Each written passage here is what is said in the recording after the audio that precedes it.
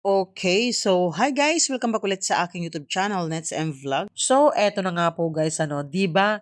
Nag-viral po ang usaping ito na itong si JV Ercito ay lilipat sa majority block ni SP Cayetano. So, eto na nga po guys, kinumpirma na po ni Daryl Yap. Ngayon lang po, pinost po niya sa kanyang Facebook page na ang nakalagay po sa caption, Senator JV Ejercito joined the Senate majority, be the 14th, be the best one. O di ba? At hindi lang po yan guys ha, may napanood po akong video na hindi lang pala itong si JV Ejercito ang magjo-join daw, pati daw itong si Zubiri. Nako po. So narito po yung video guys, panoorin po natin. Dahil nga sa mga pangyayari dyan sa Senado, umuugong na naman daw itong kudita sa loob. Mismo ang SP Cayetano ang sinasabi may mga from minority na kinakausap na yung ilan po sa mga nasa majority para lumipat. At ito nga, may plano daw patalsikin itong si SP Cayetano. Ano pong pananaw po ninyo? Well, they don't have the numbers, itong mga minority. 9 lang sila eh. Kahit pa magsali sa kanila yung additional 2, 11 lang sila. So that will not happen. And my observation is that baka mag-join pa yung 2 na naka-abstain sa majority para patatagin ang majority and to assure our people na hindi na babalik yung abusadong majority led by former Senate President Vicente Soto III. So, hindi mangyayari yan sa aking analysis based on the numbers that they have on both sides at sa realidad ng sitwasyon.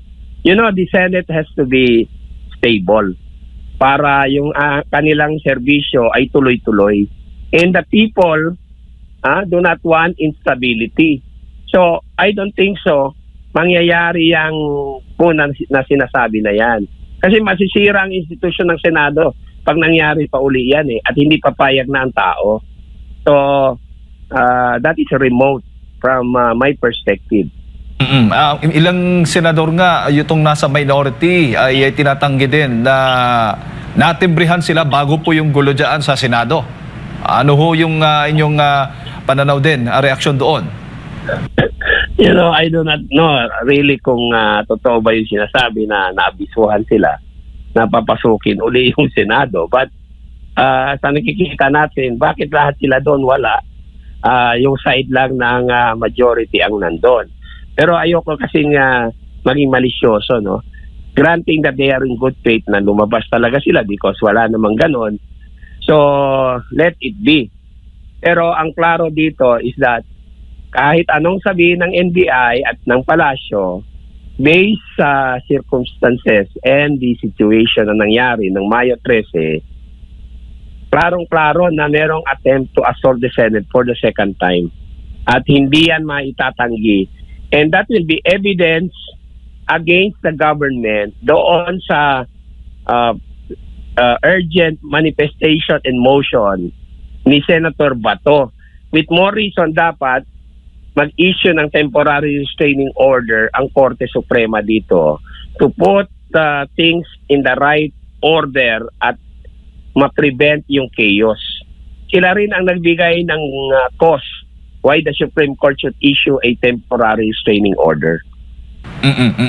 Ano naman, nandun ho ba kayo nung papalabas po si dating Senate President Tito Soto sa Senado, attorney, dahil pumalag siya matapos ngang hinampas paulit-ulit ang kanyang sasakyan umano ng mga nagpoprotesta po doon sa labas ng Senado? Yeah, I was nearby.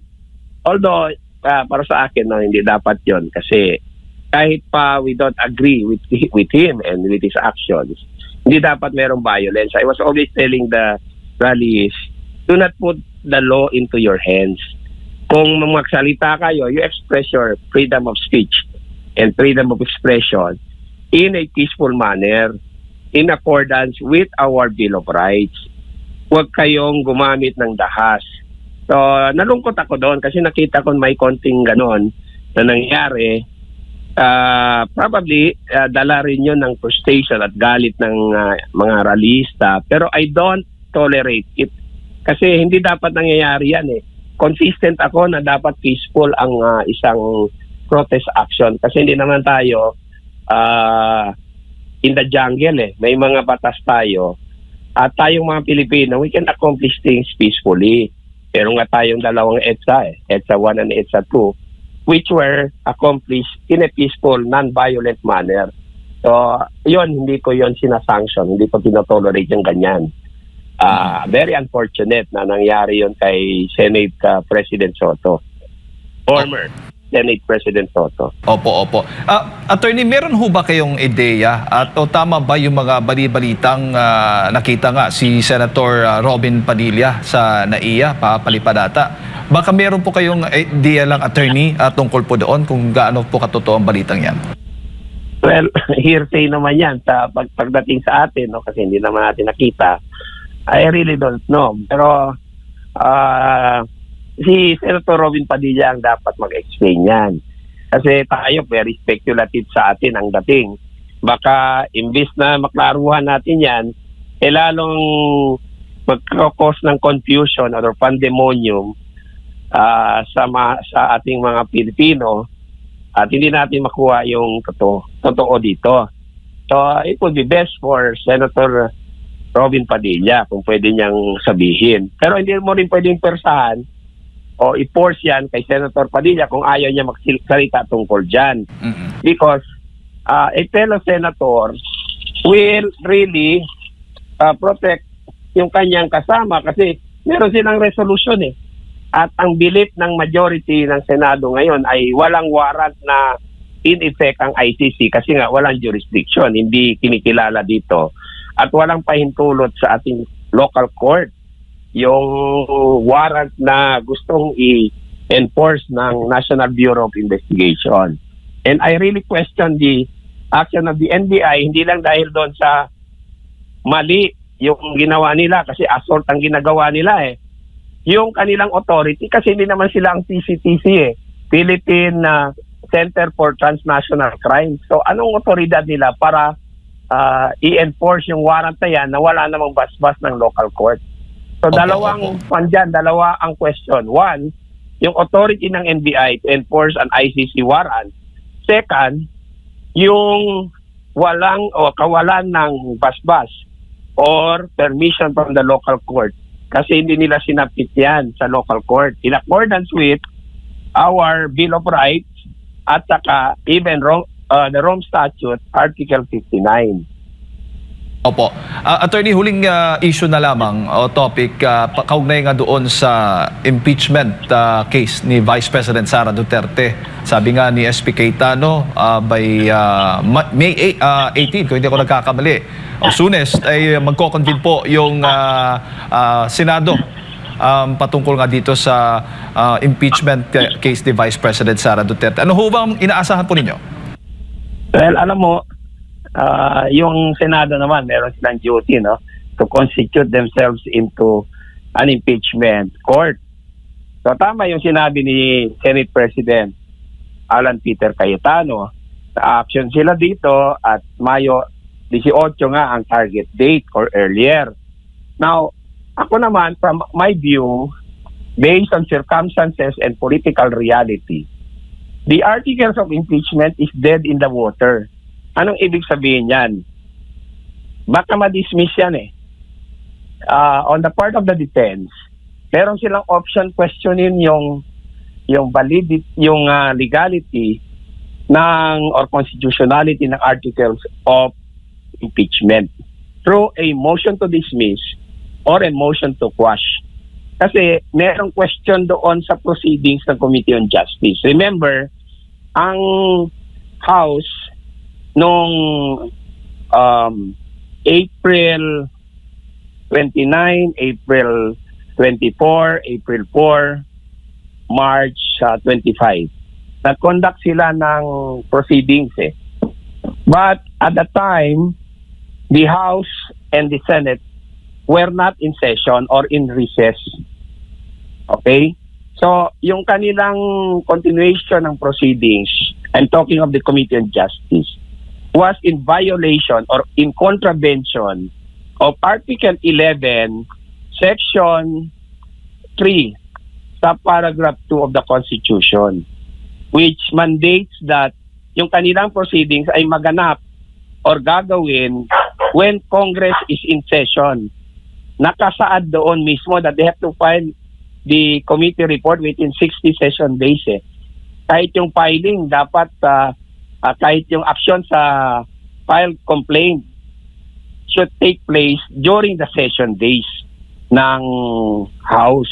Pero hindi ito nangyari. Yung 4 na araw wherein nag-present sila ng mga witnesses like accused kidnapper Madriaga, the controversial Antonio Trillanes III, yung AMLAC Executive Director na nagkaroon ng unauthorized disclosure of confidential information in violation of the AMLA law of 2021, and other witnesses. Nangyari nung days na walang session ang House, March 25, April 4, April 22, and April 29.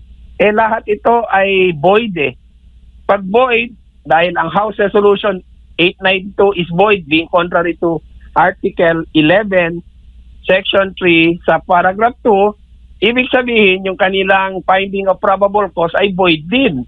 At void din yung kanilang committee report at articles of impeachment na hinanda ng Committee on Justice, which was voted favorably by the plenary noong Mayo 5, May 5. So ito ay pwedeng questionin in a motion to quash or motion to dismiss before the Senate sitting as an impeachment court. So for all intents and purposes, hindi mag-prosper yung ganyang kaso na void from the beginning.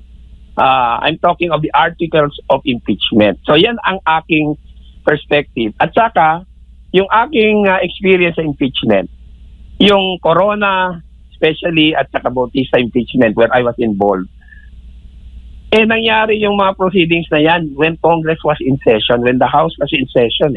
Wala during the recess. And even Gutierrez impeachment nangyari when Congress was in session. And even the Davide impeachment happened when Congress was in session. So ngayon lang nangyari ito na itong impeachment proceedings against our Vice President Sara C. Duterte ay nangyari when Congress is in recess. So you see the voidness of the proceedings ng House Committee on Justice at saka yung action nila dito sa mga complaints. Aside from the other objections like sila na ang nagsisil ng mga defekto at kakulangan doon sa dalawang complaints, nagkaroon tuloy ng issue on fishing expedition. So to me, void ab initio yung articles of impeachment, and therefore that can be the subject of a motion to quash or a motion to dismiss before the Senate sitting as an impeachment court on May 18, 2026.